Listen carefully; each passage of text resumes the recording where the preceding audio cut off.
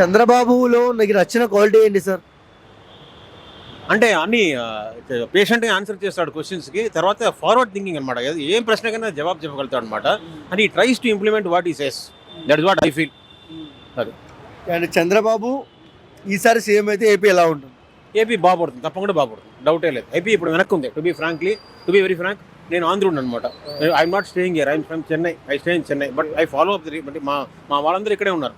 కానీ తెలిసింది ఏంటంటే మన వాళ్ళు ఏపీ వాళ్ళందరూ హైదరాబాద్కి వచ్చేస్తున్నారు.